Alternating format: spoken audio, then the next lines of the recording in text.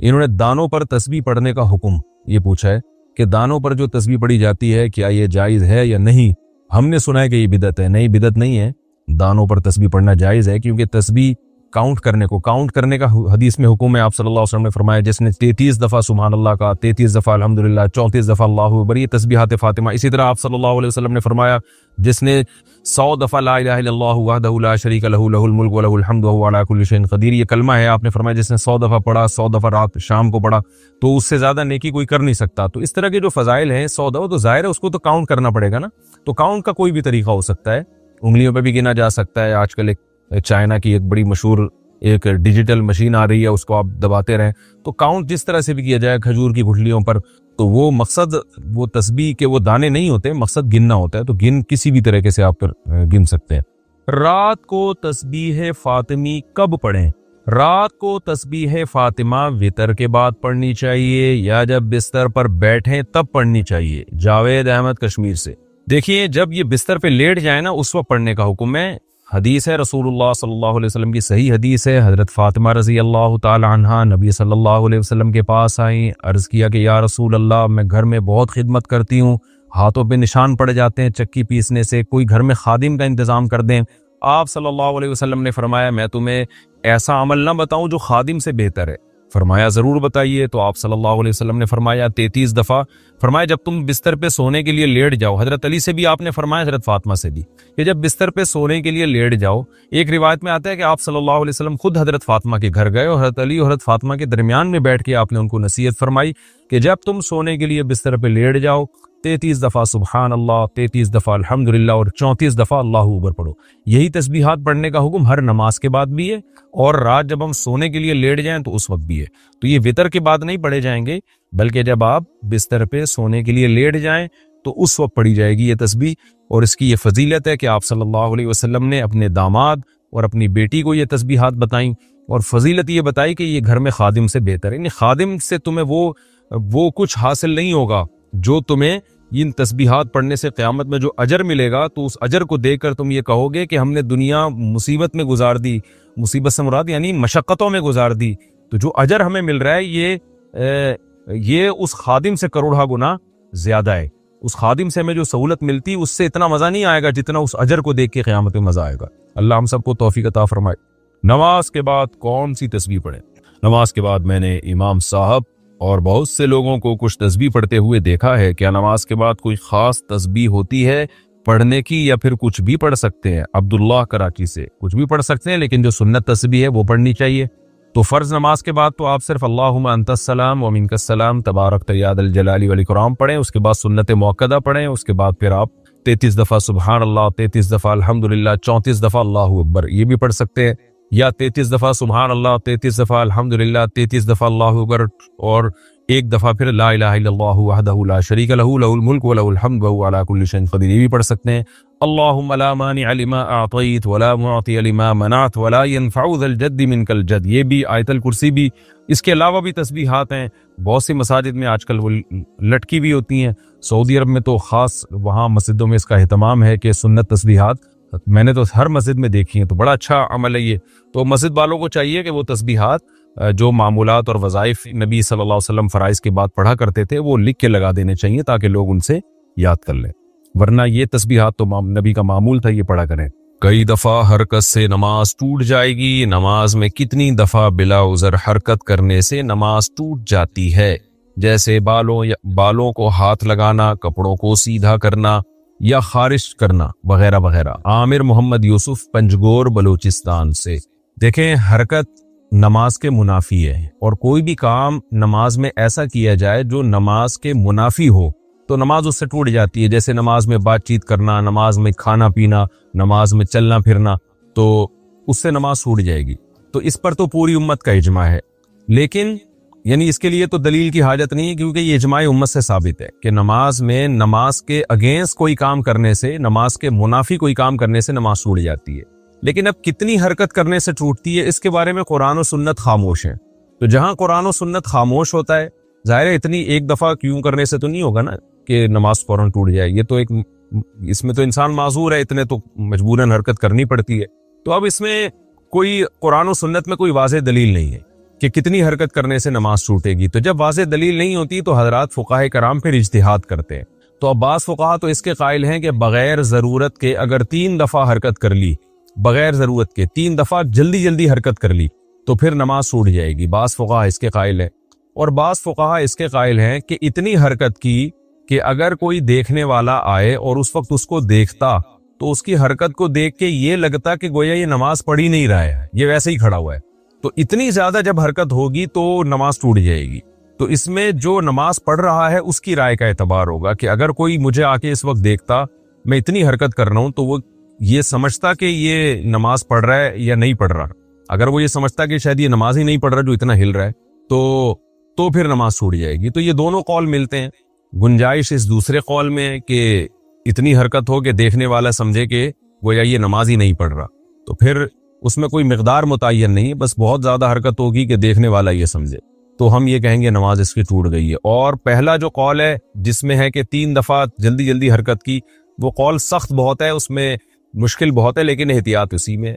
تو بہتر یہی ہے کہ حرکت ہی نہ کرے تاکہ اس مسئلے میں پڑھنے کی ضرورت ہی پیش نہ آئے نا. ہمارے حضرت فرمایا کرتے تھے نمازی کو چاہیے پہلے جتنی جہاں کھجانا ہے نا تسلی سے کھجا لے، ہلے اتنا ہل کے تھک جائے پھر کھڑا ہو. بہت سے لوگوں کو دیکھا ہے نماز سے پہلے سکون سے بیٹھے ہوتے ہیں، جیسے ہی نیت باندھیں گے ایک دم ہلنا شروع ہو جاتے ہیں، پتہ نہیں ان کو کیا ہو جاتا ہے، ایک دم حرکت کرنا شروع ہو جائے گی. تو تمیز سے نماز پڑھنی چاہیے انسان کو. تو ایسا کام نہیں کرنا چاہیے جو نماز کے منافی. ہاں کوئی بہت ضرورت ہے تو پھر جلدی سے حرکت کر کے وہ ختم کر دے اس کو جو خارش ہو رہی ہے، تاکہ نماز میں اس کا دھیان نہ بٹے. بعض دفعہ خارش ہو رہی ہوتی ہے سر میں یا کہیں چہرے پہ، اس طرح سے اس کو کوئی الجھن ہو رہی ہوتی ہے، اگر وہ نہیں کھجائے گا تو نماز سے دھیان ہٹتا ہے. تو اس میں تو ٹھیک ہے جلدی سے حرکت کر لی. یا کوئی نمازی کے آگے سے گزرنے کی کوشش کر رہا ہے اس کو ہٹا لینا چاہیے. تو اس طرح کی حرکت جہاں ضروری ہو وہاں تو بالکل جائز ہے، لیکن جہاں ضروری نہیں ہے تو ایک دفعہ بھی حرکت نہ کرے. اور اگر 3 دفعہ حرکت کر لی ہے تو احتیاط اسی میں ہے کہ نماز لوٹا لے، لیکن نہیں لوٹاتا تو بھی امید ہے کہ نماز انشاءاللہ ہو جائے گی، کیونکہ دوسرا قول بھی بہرحال موجود ہے. لیکن گناہ بہرحال ہوگا، یہ خوب ذہن میں رکھیں کہ بار بار بلا وجہ حرکت کرنے سے نماز کا خشوع و خضوع بھی خراب ہوتا ہے اور گناہ بھی ملتا ہے. یہ اللہ کا حلم ہے کہ اللہ سمجھاتا بہت ہے، لیکن سزا کے لیے اس نے ٹائم آخرت ہی کا رکھا ہوا ہے. فرمایا ماذا یاتیہم من ذکر من ربہم، جب بھی ان کے پاس ان کے رب کی طرف سے کوئی نصیحت آتی ہے، استمعوہ، یہ اسے سنتے بھی ہیں، وہم یلعبون، لیکن اس پر دھیان نہیں دیتے. تو آگے اسی کو اللہ نے بیان کیا، پھر انسان کی شکایتیں کی کہ کتنی بستیوں کو ہم نے پہلے تباہ و برباد کیا ہے. فلما احسوا بأسنا اذا هم منها يركضون، جب ان پر عذاب آنے لگا تو پھر چیخ و پکار شروع کی انہوں نے. ابھی کسی نے بتایا کہ یہ جو ترکی میں زلزلہ آیا نا، جس علاقے میں آیا وہاں ملحد بھی بہت رہتے تھے جو خدا کو نہیں مانتے تھے. ترکی میں تو ایک لبرل سیکولر حکومتیں رہی ہیں، وہاں کے بہت سے مسلمان بھی مرتد ہو چکے تھے. تو کہتے ہیں جیسی زمین ہلی ہے نا، ایک ملحد جو اللہ کو نہیں مانتا تھا زور زور سے کلمہ پڑھنے لگا، لا الہ الا اللہ، لا الہ الا اللہ. تو بعض دفعہ انسان پر جب عذاب آتا ہے نا تو اس کو اللہ یاد آ جاتا ہے. لیکن نبی صلی اللہ علیہ وسلم نے فرمایا تم اس حالت میں اللہ کو یاد رکھو جب تم خوشی کی حالت میں ہو، جس میں اللہ انسان کو یاد نہیں آتا. یعرف کا فی الشدہ، تو مصیبت میں پھر اللہ تمہیں یاد رکھے گا. جب پیٹ بھرا ہوا ہو، سکون اطمینان کی زندگی ہو، اس وقت عبادت کرنا بڑا مشکل کام ہے. نیند جس کو اچھی آتی ہو اس کے لیے نیند چھوڑ کے تہجد میں اٹھنا مشکل کام ہے. لیکن اب مسئلہ یہ ہو گیا ہے کہ اب تو پیٹ، یعنی اللہ کی نافرمانی کا عذاب یہ آنے لگا ہے کہ اب پیٹ بھرا ہوا ہو، ساری ضرورتیں پوری ہو رہی ہوں، پھر بھی انسان سکون میں نہیں ہوتا. یعنی اب جو لوگوں کی ٹینشنیں ہیں نا، وہ ٹینشنیں ہیں جو اپنے اوپر خود سے مسلط کی ہوئی ہیں لوگوں نے، بے سکونی کا عذاب جسے کہتے ہیں. تو خیر اللہ نے فرمایا لا ترکضوا وارجعوا الى ما اترفتم فیہ ومساکینکم لعلکم تسألون. اللہ فرماتے ہیں اب ایڑیاں مت لگاؤ، اب شور شرابہ مت کرو.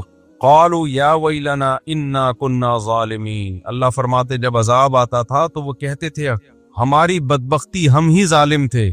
فما زالت تلک دعواہم، اللہ فرماتے ہیں اسی طرح چیخو پکار میں لگے رہتے تھے کہ اللہ معاف کر دے، ہم نے پیغمبروں کی بات کو ٹھکرا کر اپنی جان پہ ظلم کیا، لیکن اللہ فرماتے ہیں حتی جعلناہم حصیدا خامدین، ہم نے ان پستیوں کے نشانات مٹا دیے، ہمیں ترس نہیں آیا ان کے اوپر۔ کیسی اللہ کی عادت ہے، دیکھو آپ سے بڑا جرم ہو جائے، جب تک عذاب دیکھا نہیں ہے نا، ذرا سا گڑ گڑا لو گے، 2 رکعت پڑھ کے ہاتھ اٹھا کے معافی مانگ لو گے، اللہ کیا کرے گا؟ معاف۔ کیوں؟ اللہ کہتے ہیں اس نے عذاب دیکھا نہیں ہے، یہ غیب پر ایمان لایا ہے، اور اللہ فرشتوں سے کہتا ہے کہ دیکھو اس بندے کا مجھ پر ایمان ہے، اسے پتا ہے کہ کوئی ذات ہے جو گناہ پہ اس کو سزا بھی دے سکتی ہے اور اس کے گناہ کو معاف بھی کر سکتی ہے۔ اس جذبے کے تحت یہ مجھ سے مانگ رہا ہے، حالانکہ نہ اس نے مجھے دیکھا نہ اس نے میرے عذاب کو دیکھا، تو تم گواہ رہو میں نے اس کے جرم کو معاف کر دیا۔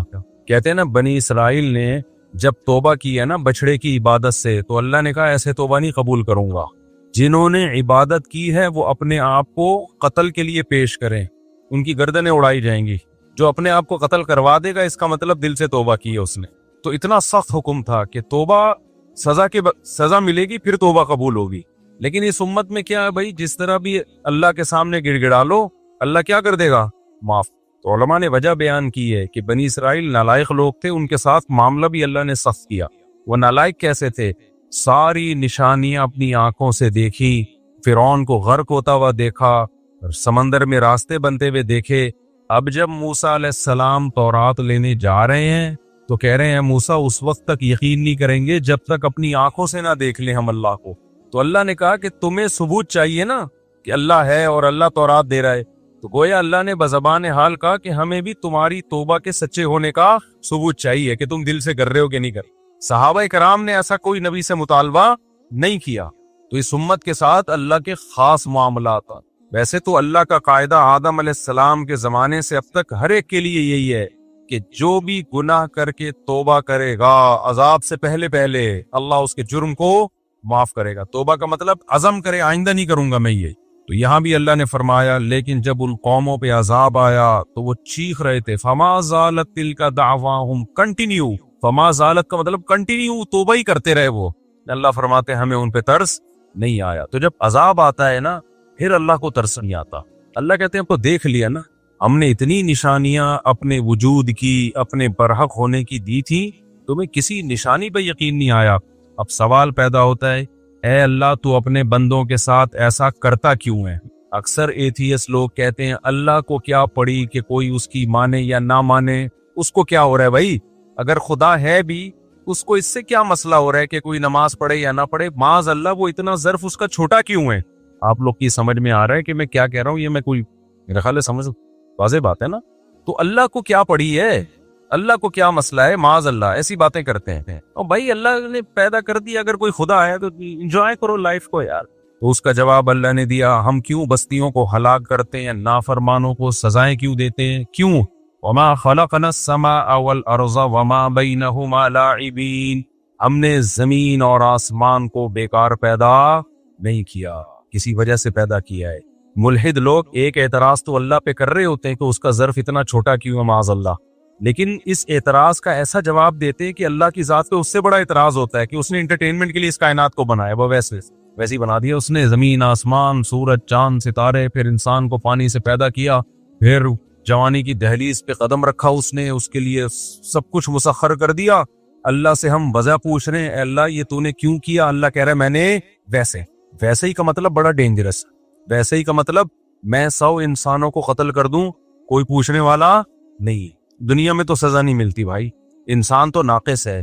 دنیا میں تو ہم دیکھتے ہیں بڑی بڑی عدالتوں میں ایسا ہوتا ہے، گناہگار چھوٹ جاتا ہے اور بے گناہ پہ الزام لگ جاتے، دنیا میں تو ہوتا ہے۔ اور ایک آدمی نے 100 انسانوں کو قتل کیا تو سزا کیا ملے گی؟ ایک ہی دفعہ قصاص لیں گے نا، 99 کا کیا بنا؟ ایسے ظلم آج بھی دنیا میں ہو رہے ہیں نا کہ انسان کے رونگٹے کھڑے ہو جاتے ہیں۔ ہندوستان میں جب شوہر کی موت ہوتی تھی نا، جوان بیوی کو اس کے ساتھ آگ میں زندہ جلایا جاتا تھا۔ جن لوگوں نے عورت پہ یہ ظلم کیا، اگر اللہ سزا دینے والا نہیں ہے اس کا مطلب وہ ظلم اللہ کیا کر جائے گا؟ معاذ اللہ وہ نگل جائے گا، وہ ظالم کو کوئی سزا دنیا میں تو نہیں ملی۔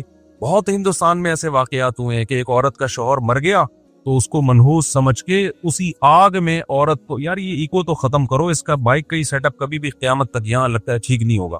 मेरी एक कान आवाज पूंछ के मेरे कानों में आ रही है, तो वलीद को बुलाएं, को पीछे जाके ना आप बुला लें वलीद। तो पूरी दुनिया में कितने जुल्म हुए हैं आपको पता है? माजी में जो जंगी कैदियों के साथ जुल्म होते थे, आप तारीख उठा के देखें, पहली जंग अजीम और दूसरी जंग अजीम की, ऐसे ऐसे जुल्म होते थे ना, उनपे साइंसदान तजर्बे करते थे।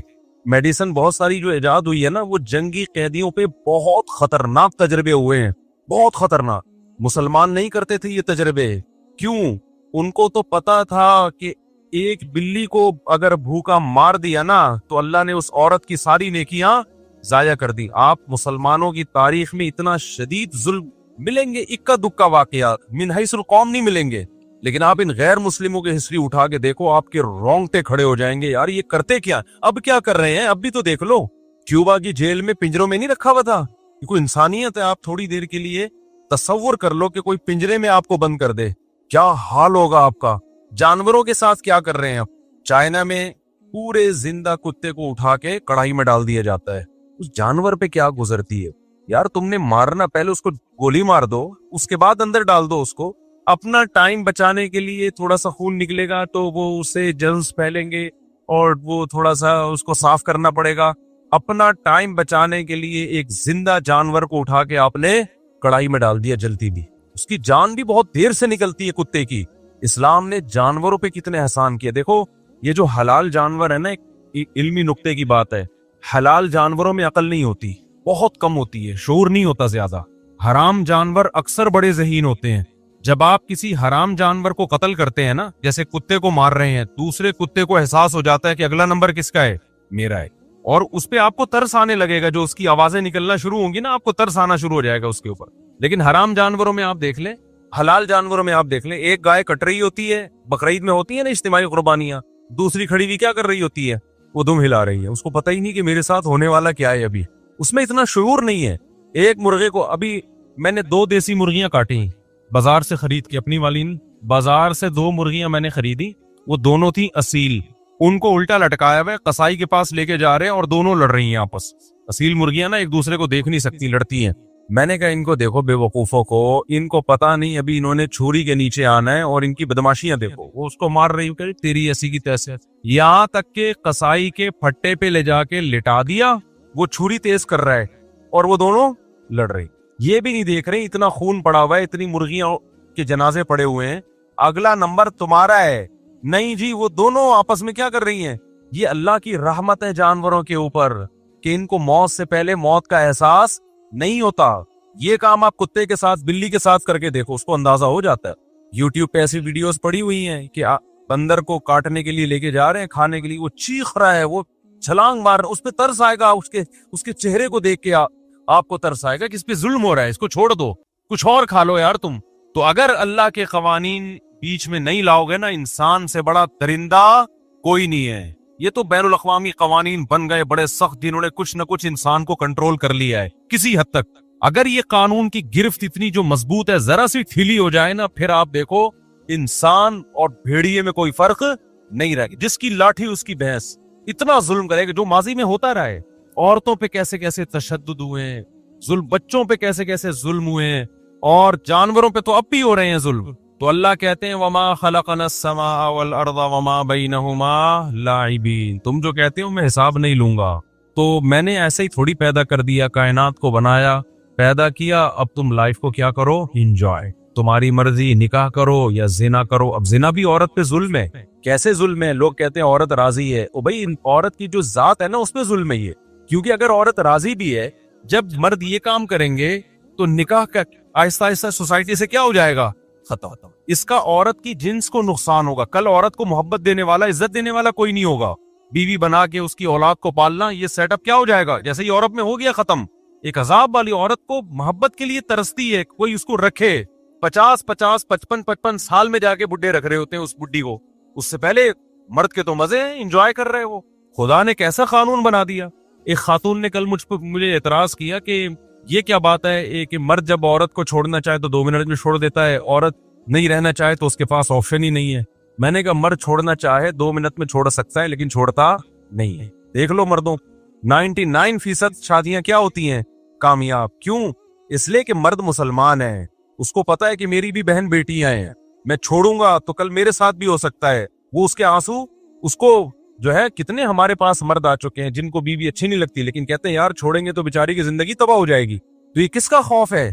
आखिरत का खौफ है। मैंने कहा मर्द छोड़ सकता है, लेकिन छोड़ता अल्हम्दुलिल्लाह नहीं है। उसको तरस आता है, बच्चों का मसला होता है, औरत का मसला होता है। चंद लोग हैं जो ये काम करते हैं हमारी सोसाइटी में, बहुत थोड़े लोग हैं। लेकिन गैर मुस्लिमों के यहाँ छोड़ना बहुत मुश्किल, मगर छोड़ते हमसे बहुत ज्यादा हैं। तलाक करेशो उनके यहाँ आधी से ज्यादा शादियां नाकाम हो रही हैं। तो कितना अल्लाह ताला का रहम है, अल्लाह ताला का करम है कि उसने आसमान से कवानीन नाजिल कर दिए, उसने इंसानों को पाबंद बना दिया है कि तुम्हें इंसान का बच्चा बन के चलना पड़ेगा। अगर तुम हुकूक अदा नहीं करोगे खुदा के और मखलूक के, तो मैं तुम्हें छोड़ूंगा नहीं, मैं माफ नहीं करूंगा तुम्हें। इसलिए कुरान में अल्लाह ने फरमाया वमा खलक़ना समा वल अर्द वमा बैनहुमा लाइबीन, हमने आसमानों और जमीनों को बेमकसद पैदा नहीं किया। पैदा इंसान के लिए किया, और इंसान को किसके लिए? आजमाइश के लिए बनाए। तुम्हें खुदा को भी मानना पड़ेगा, उसकी इबादत भी करनी पड़ेगी, मखलूक का हक भी अदा करना पड़ेगा, माँ बाप का हक भी अदा करना पड़ेगा, ज़कातें भी तुम्हारी निकलेंगी। ये माल हमने तुम्हें दिया है, ये तुमने खुद से पैदा नहीं किया। मा कान लकुम अन तुम्बितू शजरहा, ये दरख्त में जो बीज है इसके सॉफ्टवेयर हमने पैदा किए हैं। बीज से जो दरख्त पैदा होते हैं, खेतियां पैदा होती हैं हमने। लिहाजा आतु हक़्क़हु यौम हसादी, जब खेती कटेगी उसका 20वां हिस्सा और 10वां हिस्सा उशर में निकलेगा। गैर मुस्लिम टैक्स देता है, हम टैक्स दे न दें, पहला क्या है? इबादत है कि खुदा ने जो हुक्म दिया है ना, ये पैदा फसलें खुदा ने की हैं, लिहाजा खुदा की पैदावार में अल्लाह कहते हैं मेरा हिस्सा निकालना पड़ेगा। गरीब का नहीं बोल रहे, अल्लाह कह रहे मेरा, मैंने पैदा किया तो मेरा हिस्सा निकालो। तो इसलिए मेरे भाई, या तो आखिरत नहीं है या है, दोनों में से एक काम है। नहीं है तो कोई टेंशन नहीं है, फिर मजे की जिंदगी गुजारो। है तो फिर जितना हम कर रहे हैं उससे हमें ज्यादा करना पड़ेगा। ये कम है, ये निजात के लिए काफी नहीं है जो हमारा लाइफ स्टाइल है। समझते हो कि नहीं समझते हो? नहीं आएगी समझ में, मेरा ख्याल है। आगे अल्लाह फरमाते लौ अरदना अन नत्तखिज़ लहवन, अगर हमें कोई खेल का इरादा होता हमारा कि हम टाइम पास करना चाहते, लत्तखज़नाहु मिन लदुन्ना, तो और बहुत कुछ कर लेते हम अपने लिए। जैसे इंसान की आदत होती है ना, खेल के लिए, टाइम पास करने के लिए मैं ये काम कर रहा था। इसकी मिसाल ऐसे है, कुरान ना इंसानों से, इंसानों के मेंटल लेवल के हिसाब से बात करता है। अल्लाह हमसे बात करते हैं किसके हिसाब से? हमारे लेवल के हिसाब से। जिस मसले में इख्तलाफ है ना, पढ़ो ही नहीं उस मसले में, ये करो ये नहीं करो। भाई कुरान ने जो नेक लोगों की सिफात बयान की है वो बहुत सादा है, उसके लिए किसी फिरके में जाने की जरूरत नहीं है। वक़ज़ा रब्बुका अल्ला ताबुदू इल्ला इय्याहु, जल्दी से बस आयत का तर्जुमा कर दो। तेरे रब ने फैसला किया इबादत सिर्फ किसकी होगी? अल्लाह। अब अगर कोई फिरका कहते नहीं अल्लाह के अलावा फला के सामने झुको, अल्लाह ने कह दिया इबादत किसकी होगी? बोलो अल्लाह। वमन यदुर मअल्लाहि इलाहन आखर, अल्लाह के सिवा किसी को मत पुकारो। पुकारना का क्या मतलब होता है? या अल्लाह, बस। या किसके साथ लगेगा? ना या रसूल अल्लाह, ना या औसे आदम, ना या अली मदद, सब मदद के नारे गलत। मदद सिर्फ किससे मांगी जाएगी? ये किसी फिरके की बात नहीं है, कुरान का लफ्जी तर्जुमा कर रहा हूँ। इय्याका नअबुद, 5 दफा अल्लाह ने नमाज ने कहलवा दिया, अल्लाह तेरी ही इबादत करते हैं।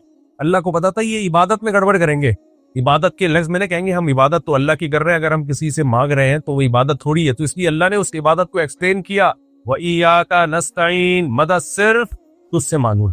ये कोई फिरके की बात है? बोलो ना क्या हो गया? तो मुसलमान शुक्र गुजार है, इबादत और मदद सिर्फ किससे मांगता है? अल्लाह से। वक़ज़ा रब्बुका अल्ला ताबुदू इल्ला इय्याहु व बिल वालिदैनि इहसाना, गैर मुस्लिमों के यहाँ माँ बाप को थोड़ी सी वैल्यू दी जाती है, इतनी नहीं जितनी अल्लाह ने बताई। अल्लाह कहते हैं मेरा कुछ शुक्र गुजार बनना है तो वालिदैन के साथ एहसान। एहसान अरबी में अच्छे सलूक को नहीं कहते, एक्सीलेंसी पैदा करना, बहुत अच्छा बनना है।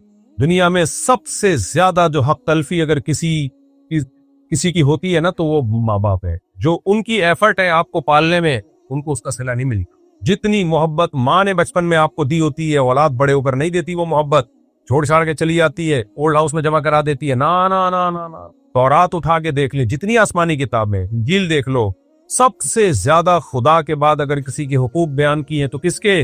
वालिदैन। ये मजहब का हिस्सा है, ये कल्चर नहीं है, ये गॉड का ऑर्डर है, खुदा जिसने बनाया उसका ऑर्डर है। इनके साथ अच्छा सलूक करना। कितना अच्छा? ला तकुल लहुमा उफ़िन, उफ करने की इजाजत नहीं है। समझ रहे हो? अब्बा गुस्से में है, یہ نہیں کہ ابا کا میٹر شارٹ ہے تو آپ کا بھی شارٹ ہو گیا. آپ کو اپنے میٹر کو ابا کے حساب سے ایڈجسٹ کرنا ہے, ابا کو اپنے حساب سے ایڈجسٹ نہیں کروانا آپ نے. آج پتہ ہی نہیں چل رہا ہوتا کم وقت باپ یہ ہے یا وہ ہے. میرے سامنے کیس آتے ہیں نا باپ بیٹے کے, میں کہا یار تو پہلے بعد میں پیدا ہو گیا, پیدا تجھے پہلے ہونا چاہیے تھا, پتہ نہیں چل رہا ہوتا. بھائی ایسا نہیں ہوتا. جب آپ اللہ کو مانو گے تو بہت بڑا حق ہے ماں اور باپ کا. قرآن وصیت کے الفاظ استعمال کرتا ہے, احسان کا لفظ استعمال کرتا ہے. ایک اسکالر نے تو کہہ دیا ماں باپ کی فرما برداری ہے ہی نہیں اسلام میں, کوئی اطاعت لازم ہی نہیں ہے, اچھا سلوک ہے اطاعت نہیں. بھائی حقوق الوالدین, حقوق کہتے ہیں نافرمانی کو, حدیث میں اس کو اکبر الکبائر کہا ہے. ہاں کچھ بیسک رائٹس انسان کو اللہ نے دی ہے, اس میں ماں باپ کی اطاعت لازم نہیں ہے, وہ کچھ حقوق ہے. لیکن نارملی ہر جائز چیز میں آپ کو اپنی ماں اور اپنے باپ کی اطاعت کرنی ہے جو آپ کے اختیار میں ہو. کچھ بیسک رائٹس ہیں جو اس انسان کو اللہ نے دی ہے, اس میں ماں باپ زبردستی نہیں کر سکتے. زبردستی آپ پیسہ بھی نہیں کرا سکتے, زبردستی آپ کو مجبور نہیں کر سکتے کہ اس طریقے سے کماؤ. وہ آپ کا رائٹ ہے, آپ پڑھنا چاہتے ہو, کمانا چاہتے ہو, ڈاکٹر بننا چاہتے ہو, وہ آپ کا رائٹ ہے. اپا یہ نہیں کہ ہمارے یہاں ہوتا اپا ڈاکٹر ہے تو تیرا باپ ڈاکٹر ہے تو تو بھی کیا ہے, اس کا دل ہی نہیں لگ رہا ڈاکٹر بننے میں, تو زبردستی نہیں ہے ایسی ہے. تو لیکن اطاعت جائز چیزوں میں, اگر آپ کی ماں آپ کو کہتی ہے پانی پلاؤ تو اسلام میں آپ کے پاس نو کا آپشن نہیں ہے. کچھ اسکالرز نے یہ بھی کہنا شروع کر دیا ماں باپ کے ساتھ اچھے سلوک کا حکم ہے, ان کی اطاعت کا نہیں ہے, غلط ہے, اطاعت کا ہے. ہاں جہاں اللہ کے حکم کے خلاف آرڈر دے پھر اطاعت نہیں. تو اب یہ کسی فرقے کی بات ہے, بہانہ بنایا ہوا ہے ان مولویوں کے اتنے فرقے, تو میں کیسے اسلام کو فالو کروں, کیسے اسلام کو. ڈاکٹروں کی بھی تو کتنی آ رہا ہے, کوئی کہتا ہے انڈا ابال کے کھایا کرو, کوئی کہتا ہے تلا ہوا کھایا, کوئی کہتا ہے کھاؤ ہی نہیں. کچھ ڈاکٹر ہو گئے, ڈاکٹر 3 قسم کے ہوتے ہیں پتہ ہے. کچھ ڈاکٹر ہوتے ہیں ڈاکٹری میں دیوبندی, کچھ ڈاکٹر ڈاکٹری میں بریلوی, کچھ ڈاکٹر ڈاکٹری میں اہل حدیث. جو بریلوی ڈاکٹر ہوتے ہیں سب ایسے کلپ ہیں ڈاکٹروں کے, 3 ٹائم کھانا ضروری ہے, جو کہتے ہیں ناشتہ بہت ضروری, سب کھاؤ, سبزی بھی کھاؤ, گوشت بھی کھاؤ, انڈے بھی کھاؤ, مچھلی بھی کھاؤ, یہ بھی کھاؤ, جائیدادیں بھی, بس یہ بھی زیادہ ہو گیا, یہ بھی سب کچھ کھا جاؤ, تو جائیدادیں نہیں کھاؤ. تو یہ ڈاکٹروں کے بریلوی ہیں, سب صحیح ہے بھائی, کوئی بدعت نہیں ہے. کچھ ڈاکٹر ہوتے ہیں دیوبندی مزاج کے. یہ فرقے بھی مولویوں میں ہے نا, یہ انسانوں کے مزاج ہوتے ہیں, تو کبھی مولویوں کے روپ میں آ رہے ہوتے ہیں, کبھی سائنسدانوں کے روپ میں آ رہے ہوتے ہیں, اور کبھی ڈاکٹروں کے روپ میں. یہ ایک تھنکنگ ہوتی ہے انسان کی سوچنے کے لیے. کچھ ڈاکٹر کیا کہتے ہیں, وہ دیوبندی ٹائپ کے ہوتے ہیں, نہ سب کچھ کھاؤ نہ سب چیزوں سے پرہیز کر. اور کچھ اہل حدیث ہوتے ہیں ہر چیز بدعت, ہر حدیث کیا ہے ضعیف. تو وہ ڈاکٹر, آپ ان ڈاکٹروں کی ذرا کلپ دیکھیں نا, تو وہ ایسی خوراک بتاتے ہیں, آدمی کہتا ہے اس تکلف کی ضرورت کیا تھی. آپ تبھی علماء کہتے ہیں کسی سے تنہائیوں میں گناہ ہوا ہو بالفرض, اللہ نہ کرے, اور اس نے توبہ کر لی, پھر لوگوں کو پتہ چل گیا, لوگ تانے دے رہے, بے تو ویسا تھا, ان تانوں کی پرواہ بولو مت کرو. بولے نہ تمہارا جرم کیا اور نہ ہمیں تم سے معافی مانگنے کی, جس سے کیا ہے وہ جانتا ہے. لوگوں کو لفٹ کرایا کرو زیادہ, کیونکہ لوگ اس چیز کو مسلط کر لیتے ہیں. ہمارے حضرت کے پاس ایک بندے کا فون آیا لندن سے, کہتا ہے یار میں نے گناہ کیا تھا, پکڑا گیا, کہہ رہے اب میں نے توبہ کر لی, رو کے گڑگڑا کے اتنی معافیاں مانگی کہ اللہ نے بھی دل میں سکون ڈال دیا کہ میں نے تجھے معاف کر دیا, کہ لیکن پبلک معاف کرنے کے لیے تیار نہیں. پبلک جب بھی گزر کرے ہے نا, وہی پبلک کا دل تو چھوٹا ہوتا ہے نا, پبلک کا دل کیا ہوتا ہے. تو ایسی صورت میں پبلک کو زیادہ لفٹ نہیں کرائے, بولا جاؤ تمہاری ایسی کی تیسی, ہم جانے اللہ جانے تو کون ہوتا ہے بھائی میرے کو. اور قرآن کے الفاظ دیکھو یار, وَمَن يَعْمَلْ سُوءًا أَوْ يَظْلِمْ نَفْسَهُ ثُمَّ يَسْتَغْفِرِ اللَّهَ يَجِدِ اللَّهَ غَفُورًا رَحِيمًا. ایسے وجد والی آیتیں ہیں. فرمایا جو بھی گناہ کرے گا, اپنی جان پہ ظلم کرے گا, ظلم ہو گیا, گناہ ہو گیا, شیطان نے بہکا دیا اس کو, غلط ہو گیا, حقوق العباد سے اس کا تعلق نہیں ہے, کیونکہ حقوق العباد میں پھر اس بندے سے بھی معافی مانگنا ضروری. کچھ جرائم ایسے ہیں جو اللہ اور بندے کے آپس کے معاملات. فرمایا پھر اس کو خیال ہوا کہ بھائی خدا تو انتقام لے گا, اور ویسے بھی غیرت کے خلاف ہے, جس نے اتنے احسانات کیے اس کو ناراض کرنا. قرآن کہہ رہا ہے ثم یستغفر اللہ, پھر وہ اللہ سے کیا کرتا ہے. کیا عجیب الفاظ ہیں. اللہ نے یہ نہیں فرمایا غفارہ اللہ, اللہ اسے معاف کر دے گا, نہ نہ نہ, یہ انداز نہیں ہے, یہ اللہ اس سے انتقام نہیں لے گا. فرمایا یجید اللہ غفور الرحیم, وہ اللہ کو پائے گا, وہ دیکھے گا کہ اللہ غفور بھی ہے اور رحیم بھی, وہ دیکھے گا اپنی آنکھوں سے. قرآن کیا کہتا ہے, جو گناہ کرے گا اور توبہ کرے گا, یجید اللہ غفور الرحیم. اللہ یہ نہیں فرما رہے کہ اس کو معاف کروں گا, اللہ فرماتے ہیں جیسے کوئی بندہ دعوت پر آئے تو آپ کہو بھائی تم پاؤ گے کہ میں چھوٹا موٹا سیٹ نہیں ہوں. ہاں میں اس پہ واقعہ سنا رہا تھا کہ حضرت مولانا طارق مل صاحب ایک دفعہ کویت کے شہزادوں نے ان کی دعوت کی, تو اب وہ کیا تصور دماغ میں لے کے گئے ہوں گے. فرماتے ہیں میں حیران ہو گیا، اونٹ کے بچے صحیح پورے روسٹ. آپ کو پتہ ہے اونٹ کا بچہ کسے کہتے ہیں؟ اونٹنی کے جو بچے ہوتے ہیں نا، وہ ذبح کر کے کھال اتار کے کنووں میں پورے پورے روسٹ چاول بھر کے دسترخوان پہ رکھے. بکرے روسٹ تو سنے ہوں گے، اونٹ روسٹ نہیں سنے ہوں گے. یہ جو شہزادے ہیں ان کے لیے یہ کوئی اتنی بڑی چیز نہیں ہے، ان کی یہ بریانی ہے، ٹھیک ہے نا. ان کی بھی کیا ہے. اب ان سے اگر مولانا طارق جبیل صاحب پوچھیں شہزادوں سے جی آپ کی دعوت ہے کیا کیا ملے گا، تو ان کو غصہ آئے گا نا، نہیں آ رہی سمجھ میں یار. او بھائی ان کو غصہ آئے گا نا کہ یار ہم کویت کے شہزادے ہیں، ہماری کرنسی دیکھو، اور ہم یہاں کا تو غریب آدمی اتنا پرتکلف کھانا کھاتا ہے، اور تم شہزادوں سے پوچھ رہے ہو کھانے میں آپ کو غم ہو رہا ہے کہ پتہ نہیں بریانی ملے گی کہ نہیں ملے گی، پتہ نہیں روٹی ہوگی کہ نہیں ہوگی. تو اگر وہ ان سے پوچھتے تو وہ جواب میں یہ تھوڑی کہتے کہ یہ بھی ہے یہ بھی ہے. وہ کہتے بھائی آ جاؤ، پتہ چلے گا شہزادوں نے دعوت کی ہے. آ جاؤ گے تو پتہ کیا چلے گا؟ پتہ چل جائے گا کہ شہزادہ بھی کوئی نائجیریا کا نہیں، کہاں کا؟ کویت کا عرب شہزادہ ہے، اس کی دعوت ہے، آپ آئیں. اور ان کو پتہ چل گیا، انہوں نے بیان میں بھی بتا دیا. تو اللہ کا انداز یہی ہے، فرمایا تم سے کتنا بڑا جرم ہو جائے، کتنا بڑا جرم، یہاں تک کہ نبی نے فرمایا کہ اللہ فرماتے ہیں یا عبادی لو بلغت ذنوبک عنان السماء، تم نے گناہ کرتے کرتے کرتے کرتے زمین آسمان کے خلا کو بھر دیا، اتنے گناہ ہو گئے. ثم استغفرونی، پھر ایک دن تمہیں خیال آیا یار یہ غلط ہوا ہے، یہ نہیں ہونا چاہیے، رب کو منانا چاہیے، بالآخر اس کا انجام برا ہے، گناہ کی سزا ملتی ہے. تو آپ نے ہاتھ اٹھا کے اللہ سے معافی، کسی اور کے در پہ نہیں گئے، کسی کی پرواہ بھی نہ کرو کون کیا کہہ رہا ہے، اللہ سے معافی مانگی. تو حدیث کے الفاظ کیا ہیں؟ قرآن کے الفاظ بھی عجیب ہے جو میں نے بتائے. قرآن کے الفاظ کے اللہ فرماتے ہیں معاف کرنا، تو یہ تو ہلکی بات ہے نا، معاف کروں گا تو مطلب یہ کہ یہ بریانی ملے گی، کوفتے ملیں گے، سالن، یہ تو ہم نے بتا دیا نا. اللہ فرماتے ہیں توبہ کر کے دیکھ تو اللہ کو غفور اور رحیم پائے. غافر نہیں، راحم نہیں، غفور مبالغہ ہے. تو اللہ کو محسوس کرے گا کہ تیرا رب چھوٹا موٹا معاف کرنے والا نہیں ہے، رحیم کا مطلب بہت رحم کرنے والا ہے. اور اللہ یہ تجھے دکھائے گا کا مطلب کیا ہے؟ تیرے دل میں سکون پیدا ہو جائے گا کہ میرے رب نے مجھے معاف کر دیا. یہ توبہ کا پہلا انعام ملتا ہے دنیا میں، معاف بھی کرے گا اور اطمینان بھی دلا دے گا کہ معاف کر دیا. تعلق، وہ اطمینان کی علامت کیا ہے؟ اللہ سے جو تعلق ٹوٹا ہوا تھا وہ آپ کو جڑا ہوا محسوس ہوگا. گناہ کی وجہ سے جو دل میں کالک آ گئی تھی وہ کالک آپ کو ختم ہوتی ہوئی نظر آئے گی. یہاں تک علماء کہتے ہیں کہ بعض لوگ گناہ کر کے ایسی توبہ کرتے ہیں کہ گناہ سے پہلے جو اللہ کا ان سے تعلق تھا نا، گناہ کے بعد جب توبہ کی تو اس سے زیادہ اچھا تعلق پیدا ہو جاتا ہے ان کا، پہلے سے بھی زیادہ اچھا اللہ کی محبت پیدا ہو جاتی ہے. یہ تو قرآن میں، حدیث میں کیا آتا ہے کہ اگر زمین اور آسمان کے خلا کو تم نے گناہ کر کر کے پر کر دیا، ثم استغفرونی، پھر مجھ سے مغفرت طلب کرو، لغفرت، معاف کروں گا. اتنا کافی تھا نا یہ جملہ؟ یار نہیں آ رہی سمجھ میں. دیکھو اللہ یہ کہہ دیتے کہ زمین اور آسمان کے خلا کو پر کر دیا، مجھے ناراض کیا ہے نا، پبلک کے پاس جانے کی ضرورت، عیسائیوں میں پادریوں کے پاس جا کے معاف کرواتے ہیں، اتنے پیسے لے لو معاف کر دو. اللہ کہتے ہیں پادری کا کیا بگاڑا ہے تم نے؟ ناراض مجھے کیا ہے، نماز چھوڑی ہے مجھے ناراض کیا، زنا کیا مجھے ناراض کیا، انٹرنیٹ پر فحش فلمیں دیکھی مجھے ناراض کیا، یہ جو ہو رہے ہیں گناہ آج کل، کچھ بھی کیا مجھے ناراض کیا نا، تو آؤ میرے سامنے گڑ گڑاؤ.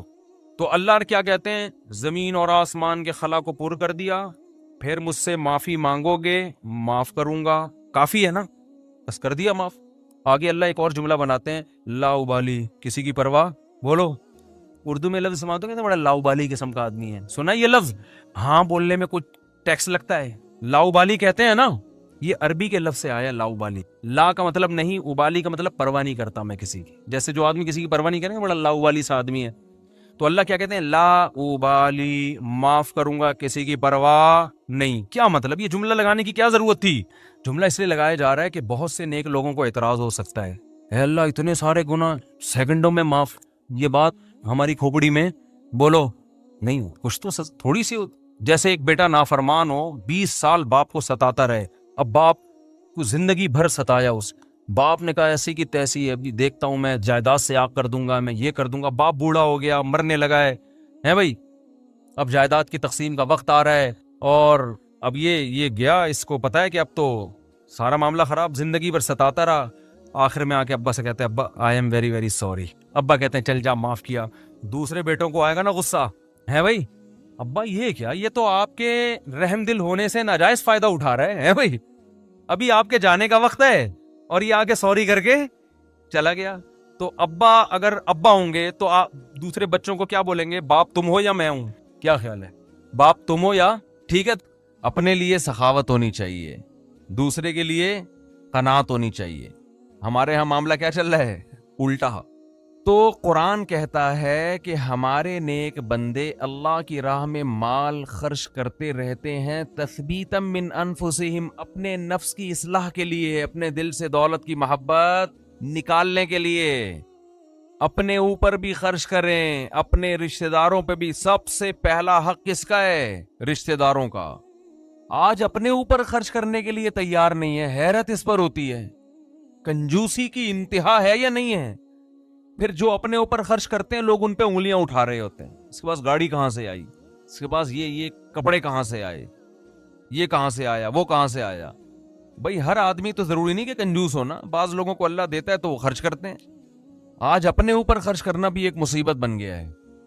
عربی میں دو لفظ استعمال ہوتے ہیں, ایک ہوتا ہے شحیح اور ایک ہوتا ہے بخیل. بخیل کہتے ہیں جس کی جیب سے دوسرے کے لیے روکڑا نہ نکلے, اور شحیح کہتے ہیں اپنے لیے بھی نہیں پیسے نکلتے, وہ چائنا والوں کی طرح قبر میں لے کے جاتا ہے. وہ ملیشیا میں قبرستان ہے, وہاں کروڑ پتی لوگ جب دفن ہوتے ہیں تو دیگوں میں اپنے ساتھ پیسہ لے کے قبر میں جاتے ہیں. وہ آپ یوٹیوب پہ دیکھ لیں, ایسی بہت سی ویڈیو ہیں کہ پورے سونے چاندی کے ساتھ دفن ہوئے ہیں, بہت ہیں ایسی. ہمیں ہمارے نبی نے فرمایا صلی اللہ علیہ وسلم, دنیا مسافر خانہ ہے, میری مثال اس سوار کی طرح ہے کراکب استظل تحت شجرہ. ایک مسافر سفر کرتے کرتے درخت کے نیچے لیٹ گیا ہو, تھوڑی دیر سستانے کے لیے, آرام کے لیے, اس کے بعد اس نے موو کرنا ہے یہاں سے. بھائی ہم کروڑوں سال سے نہیں تھے, لاکھوں کروڑ, یہ دنیا بنے ہوئے تو پتہ نہیں کروڑوں سال ہو گئے, آدم علیہ السلام کو آئے ہوئے ہزاروں سال, نوح علیہ السلام 950 سال تو خالی تبلیغ کی ہے انہوں نے. ہماری اوقات کیا ہے, جمعہ 8 دن ہوئے ہم لوگ کو دنیا میں آئے ہوئے, اور جانے میں بھی تھوڑے دن رہ گئے ہیں بس. گھبرائے نہیں, آپ نے گھبرانا نہیں ہے. تو یہ میں آپ کو ڈرانے کے لیے یہ باتیں نہیں کر رہا کہ آپ کہیں یار جمعہ 8 دن نہیں اور 4 دن رہ گئے جانے میں. یہ حقیقت ہے. موت سے ڈرنے کا فائدہ نہیں ہے, موت سے دوستی لگانے کا فائدہ ہے. دیکھو جس ڈاکو نے پیچھا کرنا ہی ہو, آپ کسی محلے میں رہتے ہیں, آپ کو پتا چل گیا یہاں ایک بندہ میرے پیچھے پڑا ہوا ہے, میری ہاتھ دھو کے مارے گا وہ مجھے یا مجھے پکڑے گا, تو آپ محلہ تبدیل کر لو گے. کیا خیال ہے کہ بھائی اس دہشت گرد کو تو محلے سے نکالا نہیں جا سکتا, خود ہی محلہ تبدیل کر لو. جیسے ہی آپ نے محلہ تبدیل کیا وہ دوسرے محلے میں پہنچ گیا, پھر وہ آپ تیسرے محلے میں گئے, وہ وہاں پہنچ گیا. اب آپ بھاگ بھاگ کے تھک گئے مگر وہ آپ کا پیچھا نہیں چھوڑ رہا, تو پھر آپ کیا کرو گے؟ وہی کرو گے جو امریکہ افغانستان میں کر رہا ہے, مذاکرات کی دعوت دو گے. آپ کیا کرو گے؟ بولو بھائی. قطر مذاکرات ہوں گے. یار بیٹھو آؤ, وہ تو کہہ رہے تھے 20 سال پہلے یہ کر لیتے مذاکرات, لیکن چلو دیر آئے درست ہے. وہ کہے گا آؤ بیٹھو مذاکرات کرتے ہیں. تو آپ بھی یہی کرو گے نا اس ڈاکو کے ساتھ کہ بھائی تمہیں کیا مسئلہ ہے, میری جان کے پیچھے ہاتھ دھو کے کیوں پڑ گیا ہے, آؤ بیٹھو, پیسے چاہیے, کیا چاہیے تمہیں. تو آپ مذاکرات کے ذریعے کمپرومائز کی بولو کوشش کرو گے کہ یار اس سے جان چھڑانا مشکل نہیں ہے, فل ٹینشن ہے یہ آدمی, بیٹھ کے کچھ ٹاک شاک کر کے, کچھ باتیں کر کے, کچھ دوستی لگاتے ہیں, دشمنی ختم کرتے ہیں. آخری نتیجہ یہ نکلے گا کہ نہیں نکلے گا؟ تو قرآن کہہ رہے کوئی عام ڈاکو تمہارے پیچھے کیا لگے گا, انما تکونوا یدرککم الموت, موت جیسے تمہارا پیچھا کر رہی ہے نا, پیسے دنیا میں پولیس کسی کا پیچھا نہیں کرتی, سمجھ رہے ہیں, وہ بھی ایک وقت کے بعد آ کے چھوڑ دیتی ہے. موت ایسا پیچھا کر رہی ہے, یدرککم الموت, قرآن کہتے ہیں موت ایسے پکڑے گی تمہیں, آ کے ادراک کرے گی تمہارا. وہ جس دن سے پیدا ہوئے ہیں اسی دن سے پیچھے پڑی ہوئی ہے, اور اس نے بہت کوشش کی ہم کو قبر میں اتارنے کی. بچہ جب پیدا ہوتا ہے کئی حادثات اس کی زندگی میں آتے ہیں, بچ جاتا ہے, کئی بیماریاں حملہ کرتی ہیں, بچ جاتا ہے. جوانی میں آتا ہے, کئی دفعہ حادثے ہوتے ہیں, بائک سے گرا, ایکسیڈنٹ ہوا, یہ ہوا, وہ ہوا, بچ گیا. وہ تو اس وقت سے اڑنگیاں دینے کی کوشش کر رہی ہے. اڑنگی سمجھتے ہیں, جب ہم اسکول جاتے تھے نا تو ایک دوسرے کو اڑنگی دیتے تھے ہم. اب تو بچے اسکول بھی ایسے تمیز سے جا رہے ہیں, تمیز سے آ رہے ہیں, کوئی نہ اڑنگی نہ کوئی شرارت, تو ان میں کوئی صلاحیت ہی پیدا نہیں ہو رہی, ایسے ممی ڈیڈی ٹائپ کے بچے نکل رہے ہیں. ہمارے دور کے اسکول تھے, مزہ آتا تھا اسکول میں, اتنا بھاری بھرکم بیگ لٹکا کے اسکول جاتے تھے, ساتھ والے کو شرارت ہوئی, تھوڑا سا آگے گئے, اس نے تھوڑا سا ٹانگ میں یوں کیا, بڑک جو نا آگے گرے. پھر ہم بدلہ لینے کے پیچھے پڑے ہوئے تھے, اب ہم بھی اڑنگی دیں گے. راستے میں ہی پھڈا ہو رہا ہے, گتم گت مار رہے ہیں ایک دوسرے کو, پھر سلو ہو رہی ہے, پھر جا رہے ہیں. اس طرح سے ہم پونے گھنٹے میں اسکول پہنچتے تھے. پھر لیٹ ہونے کی وجہ سے پی ٹی ماسٹر کھڑے ہوئے ہوتے تھے وہاں پہ, ان کے سامنے ہاتھ پہ اب ڈنڈے کھاؤ, لیٹ کیوں پہنچ, اس سے ہاتھ مضبوط ہوتے تھے. حقیقت ہے نا. تو شوز اتارتے تھے ایک دوسرے کے, بھائی شوز پہنے ہوئے نا, پیچھے اس کے تھوڑا سا پاؤں رکھے, خود ہی اتر جائیں گے, آپ کو اتارنے کی ضرورت. اب وہ بیٹھ کے جو ہے نا شوز کو صحیح کر رہا ہے, پھر لڑائی ہو رہی ہے, پھر بڈا ہو رہا ہے. ایک بچہ کافی دیر سے نا اس کا ہاتھ نہیں جا رہا تھا گھنٹی پہ, ایسے اچھل اچھل کی کوشش کر رہے. ایک بڑے میاں گزرے, انہوں نے بجا دی گھنٹی, اور بچے سے پوچھا, بیٹا ہاں بتاؤ کیا کہہ رہے ہیں, بھاگو. اب کیا کرو, جو کام میں کر رہا تھا مجھ سے ہوا نہیں, آپ نے کر دیا, اب کیا کرنا ہے, بھاگو. یہ ہوتے تھے پہلے کے بچے. اب وہ ویڈیو گیم کھیل کھیل کے بچوں کی صلاحیتیں برباد. خیر, تو جب جیب سے پیسے نکلیں گے, نکلتے رہیں گے, نکلتے رہیں گے, نکلتے رہیں گے, تو دل سے دنیا کی محبت ختم ہوگی. او بھائی مسافر خانہ ہے. سفر کے دوران اگر آپ کو کچھ پیسے ملے ہوئے ہوں اور آپ کو پتا ہو کہ یہ ٹرین سے اترتے ہی واپس لے لیے جائیں گے, تو آپ کوشش کرتے ہو کہ اترنے سے پہلے ہی سارے کھا پی کے ختم کر دو. ایسا ہوتا ہے کہ نہیں ہوتا؟ تو بھائی ادھر قبر میں جاتے ہی یہ کفن میں جیب ہوتی ہے نہیں ہوتی نا جیب, تو آگے خالی ہاتھ جانا ہے. بچوں کی فکر کرتے ہیں لوگ بہت زیادہ, بچوں کا کیا ہوگا, بچوں کے لیے کچھ بنا بنو کے تھوڑا بہت کر دو بس, اور پھر بے فکر ہو جاؤ. دماغ کو ہٹاؤ ہر ان کاموں سے. اللہ نے کچھ وسائل دیے تو تھوڑا بہت بچوں کے لیے, بہت زیادہ اس میں بھی ٹینشن نہ لو. بچہ 2 ہاتھ 2 ٹانگیں لے کے پیدا ہوتا ہے, وہ خود بھی تو کمائے گا, اللہ نے اس کو بھی تو کمانے کی صلاحیت دی ہے. اور بچے کو بھی یہ بتا دو کہ مسافر خانہ ہے, یہ یہاں ہمیشہ رہنا نہیں ہے, جب میں جاؤں گا تو کون سا یہاں پڑا رہے گا. تو اس کو بھی یہ بتا دو یہ مسافر خانہ ہے, یہ رہنے کی جگہ نہیں ہے. وہ میں اپنے چھوٹے بچوں کو صبح سحری کے وقت یہ سمجھا رہا تھا نا کہ دیکھو ہم سب نے مرنا ہے. بچوں میں نا یہ باتیں بار بار دماغ میں, بہت چھوٹے بچے کے تو نہ ڈالیں, وہ بعض دفعہ ڈر بھی جاتا ہے, لیکن ہنستے کھیلتے ان کو یہ باور کراتے رہیں کہ دیکھو ہم نے جانا ہے, یہ دنیا رہنے کی جگہ نہیں ہے. یہ چیزیں آج والدین بتاتے نہیں ہیں. تو میں بچوں کو لے کے بیٹھا ہوا تھا, چند دن پہلے کی بات ہے, میں بچوں سے کہہ رہا تھا دیکھو بچوں سب نے جانا ہے, سب سے پہلے ہو سکتا ہے میں جاؤں. تو ایک چھوٹی بچی کہتی ہے بھائی ابو منہ سے نا باتیں اچھی نکالنی چاہیے, انسان کو منہ سے کیا کرنا چاہیے, باتیں اچھی نکالنی. مجھے ہنسی آ گئی, میں نے سوچا اس کو یہاں بٹھا دیتا ہوں کہ اب آپ نصیحت کرو, ہم سامنے بیٹھتے ہیں جا کے. بچے آج کل بہت ڈیڑھ ہوشیار قسم کے پیدا ہو رہے ہیں. تو بچوں کو جب کہنا یہ منہ سے باتیں اچھی نکالنی چاہیے, کیا موت کی باتیں ہیں, تو بولو بیٹا یہی اچھی باتیں ہیں منہ سے, زندگی کی باتیں اچھی نہیں ہیں. تو میں یہ کر رہا تھا, جس ڈاکو نے آپ پہ پنجے گاڑنے ہی ہیں, پکڑنا ہی ہے, تو اس سے مذاکرات کر کے دوستی لگا لی جائے نا. تو موت ایک ایسا دشمن ہے جو کسی قیمت پہ آپ کو معاف نہیں کرے گا.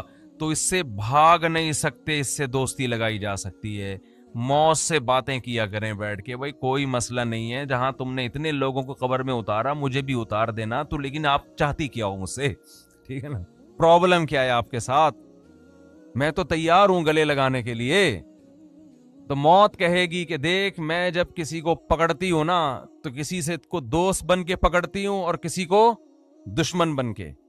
جس کا عمل اچھا ہو, موت اس کے لیے ایک محبوب کو محبوب سے ملانے کا